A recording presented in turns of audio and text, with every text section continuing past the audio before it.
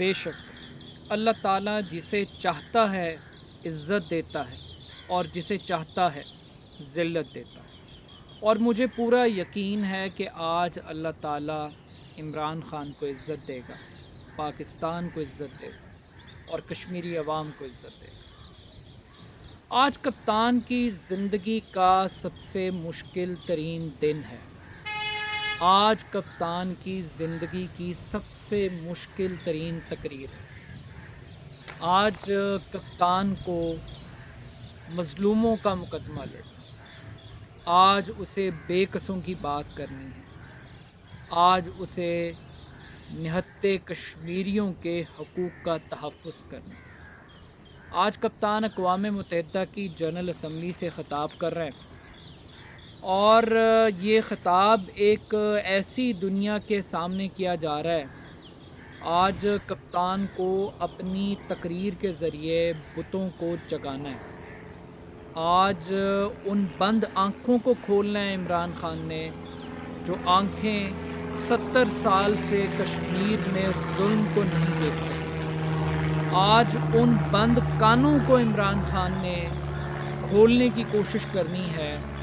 جو کشمیریوں کی آواز سن سکیں، مظلوموں کی آواز سن سکیں۔ اور آج عمران خان کو اپنی تقریر کے جادو سے ان بند زبانوں کو کھولنا ہے جو حق کی آواز بلند کرنے سے قاصر ہیں۔ آج انہیں مجبور کرنا ہے کہ وہ دنیا کی سب سے بڑی جیل کو دیکھ سکیں۔ آج انہیں مجبور کرنا ہے کہ وہ آزادی اظہار کے جو چیمپئنز بیٹھے ہیں دنیا کے اندر، انہیں یہ بتا سکے کہ 54 دن سے میڈیا بند ہے، انٹرنیٹ بند ہے، مواصلاتی نظام بند ہے، لوگ اپنے گھروں کے اندر محصور ہیں، بھوک اور پیاس سے تڑپ رہے ہیں، اور گولیاں اور چھرے اور بیلٹ گنز کشمیریوں کے اوپر برسائے جا رہے ہیں۔ آج کپتان کو نہتوں کا مقدمہ لڑنا ہے، مظلوموں کا مقدمہ لڑنا ہے۔ عمران خان کے پاس ایک بڑا سنہری موقع ہے کہ وہ آج بھٹو صاحب کی طرح ایک نئی لیگیسی کریٹ کرے، اور آج قوم یہ ایکسپیکٹ کرتی ہے کہ عمران خان بھٹو صاحب سے 2 قدم آگے بڑھ کر کشمیریوں کی بات کریں گے، اور وہ بات کریں گے جو شاید دنیا سننے کے لیے تیار نہیں ہے، لیکن ہمیں دنیا کو وہ تمام تر باتیں سنانی ہیں۔ اب 2 باتیں ہیں، ایک تو یہ ہے کہ ہم روایتی طور پہ تجزیہ کریں اور کیڑے نکالیں، اور دوسرا طریقہ کار یہ ہے کہ ان 7 دن کا جو وزٹ تھا عمران خان کا، اس میں سے جو اپرچونٹیز کریٹ ہوئی ہیں، جو چیزیں پاکستان نے گین کی ہیں، کشمیری عوام نے گین کی ہیں، پاکستانیوں نے گین کی ہیں، ہم ان اپرچونٹیز کی طرف بھی بات کریں۔ ناکامی کی بات پہلے کر لیتے ہیں۔ پاکستان کی سب سے بڑی سفارتی ناکامی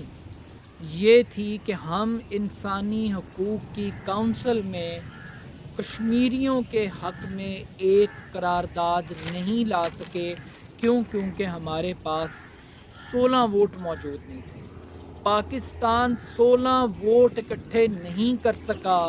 کشمیری عوام کے حق خود ارادیت کے لیے، انسانی حقوق کی پامالی کو انٹرنیشنل فورم پر لانے کے لیے صرف 16 ووٹ۔ تو یہ پاکستان کی بہت بڑی ناکامی تھی۔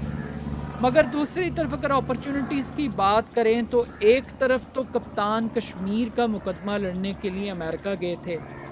مگر لگ یہ رہا ہے کہ اس وقت کپتان صرف پاکستان کا اور کشمیر کا لیڈر نہیں ہے، وہ اس وقت ایک انٹرنیشنل لیڈر کے طور پہ ایمرج کر رہا ہے۔ عمران خان اس وقت عرب ممالک کے درمیان جو کانفلکٹ ہے، جو امہ تقسیم ہے ایران اور سعودی عرب کے درمیان، عمران خان امہ کو جوڑنے کی کوشش کر رہے ہیں۔ عمران خان امریکہ اور سعودی عرب اور امریکہ کو ایران کے ساتھ ملانے کی کوشش کر رہا ہے، وہ ثالث بن رہا ہے۔ وہ افغانستان کے اندر امن کی کوششوں کے لیے اپنی سروسز کو امریکہ کے سامنے اور دنیا کے سامنے پیش کر رہا ہے۔ تو لگ یہ رہا ہے کہ وہ ایک انٹرنیشنل لیڈر کے طور پہ مرج کر رہا ہے۔ اس دورے کی سب سے بڑی خوبصورت بات جو بطور ایک پاکستانی کے اور ایک مسلمان کے طور پہ مجھے خوشی محسوس ہوئی کہ 20 سال کے بعد عمران خان وہ واحد لیڈر ہے جس نے مغربی سرزمین پر کھڑے ہو کر، جس نے امریکن سوسائٹی میں کھڑے ہو کر اسلامو فوبیا کے بارے میں بات کی ہے، اسلام کے بارے میں، اسلام کو جو دہشت گردی کے ساتھ جوڑا جاتا ہے، عمران خان نے اس موضوع کے اوپر بات کی ہے اور ان غلط فہمیوں کو دور کرنے کی کوشش کی ہے۔ ایک طرف پاکستان کے اندر یہاں پہ کچھ لوگ مذہب کارڈ استعمال کر رہے ہیں حکومت گرانے کے لیے، تحفظ ناموس رسالت کی بات کر رہے ہیں، ختم نبوت کی بات کر رہے ہیں، اور ایک ایسا ہی ہوا بنانے کی کوشش کر رہے ہیں کہ کسی طریقے سے مذہب کارڈ کے ذریعے وہ گورنمنٹ کو گرا دیں، تو دوسری جانب وہ عمران خان دنیا بھر میں ناموس رسالت کے تحفظ کے لیے آواز اٹھا رہا ہے، وہ ختم نبوت کے تحفظ کے لیے آواز اٹھا رہا ہے، وہ پاکستان، ٹرکی اور ملائیشیا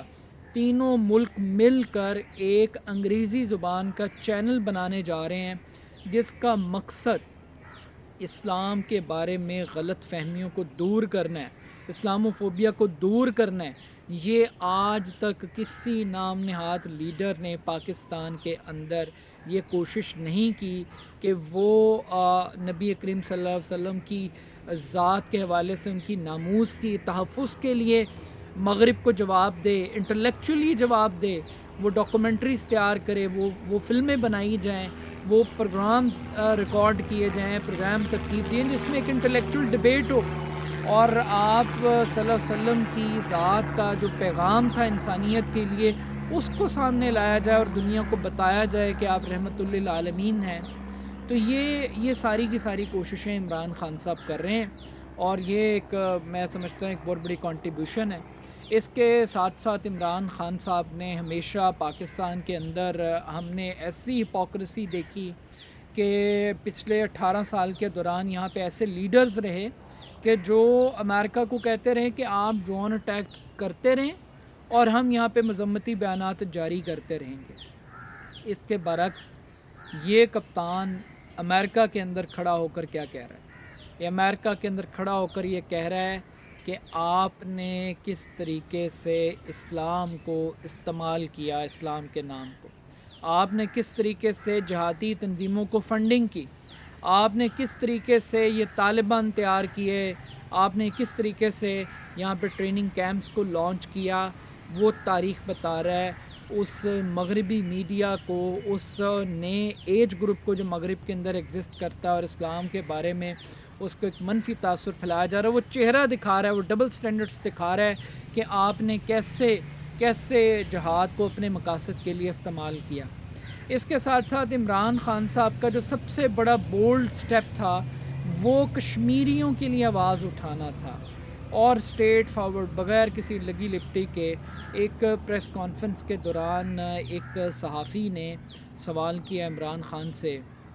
اس سوال کا جواب بہت متاثر کن تھا۔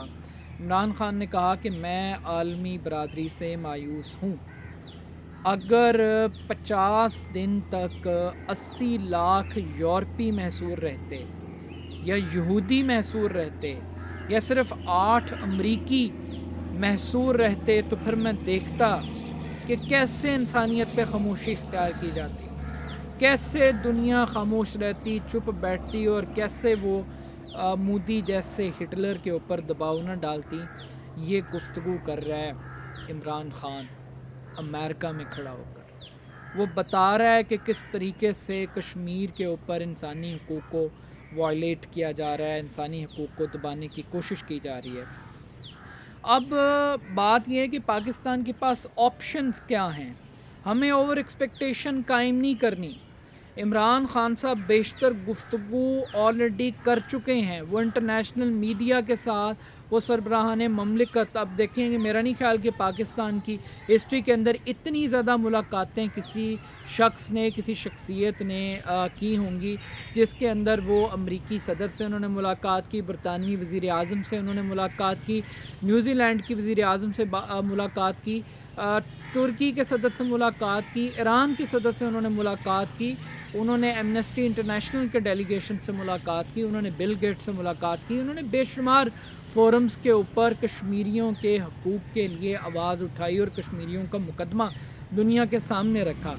اب حقیقت یہ ہے کہ ایک طرف مسلمان ممالک بھی پاکستان کے ساتھ کھڑے ہونے کے لیے تیار نہیں ہیں۔ یہ ہماری آئیڈیلسٹک اور ریئلسٹک اپروچ یہ ہونی چاہیے کہ ہمیں پتہ ہونا چاہیے کہ ہم کہاں پہ کھڑے ہیں اور دنیا کہاں پہ کھڑی ہے۔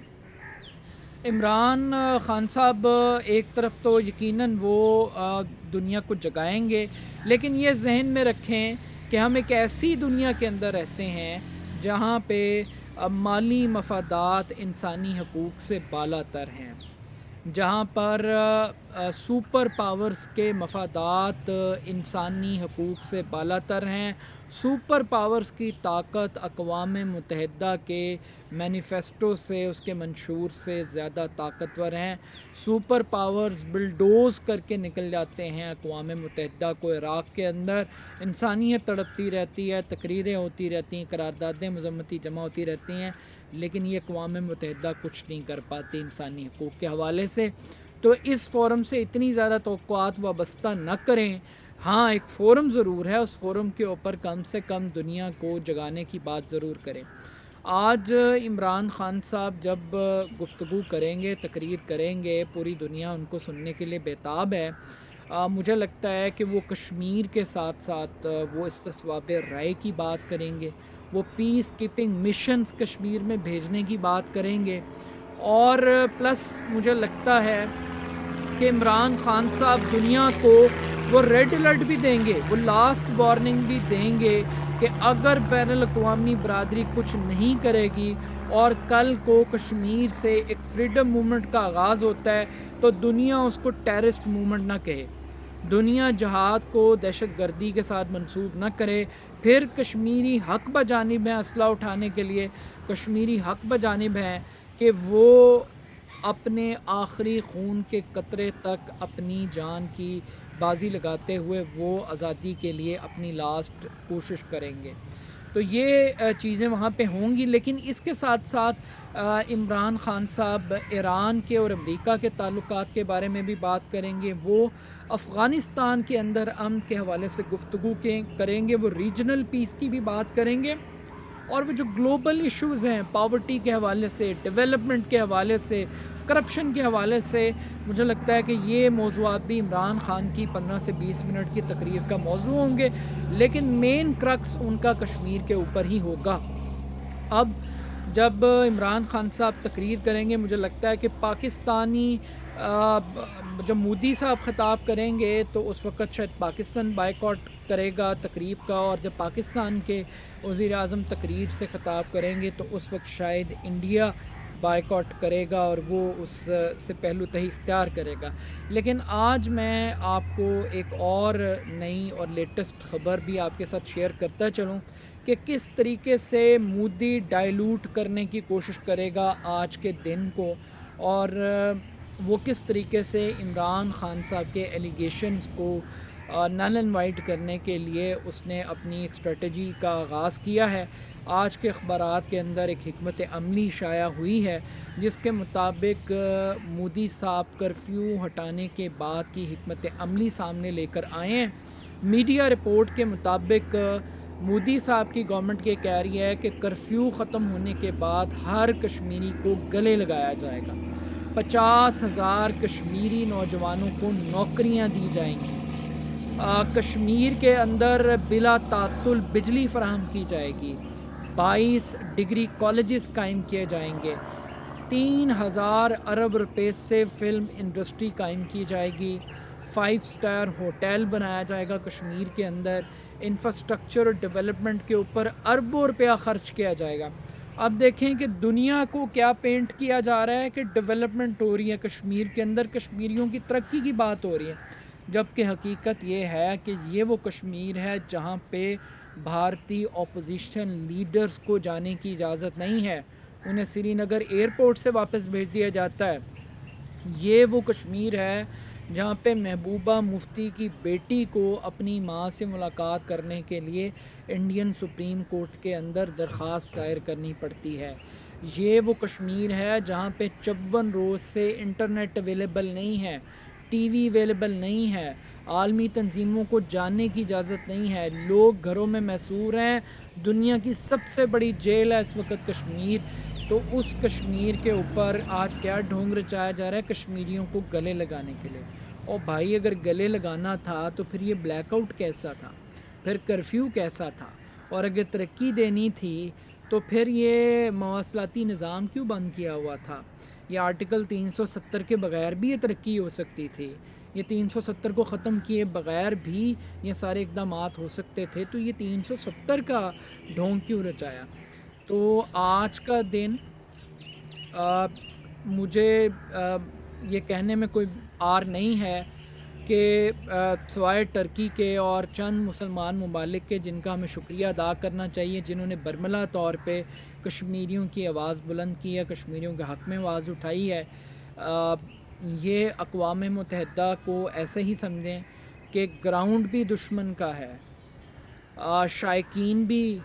مخالف سمت میں بیٹھے ہوئے ہیں، امپائر بھی انہی کا لگایا ہوا ہے، اور ایسی گراؤنڈ کے اوپر عمران خان کو بیٹنگ بھی کرنی ہے، عمران خان کو بولنگ بھی کرنی ہے، عمران خان کو میچ بھی جیتنا ہے، پرواہ نہیں کرنی کہ دنیا میں کوئی کشمیریوں کے ساتھ کھڑا ہے یا نہیں کھڑا۔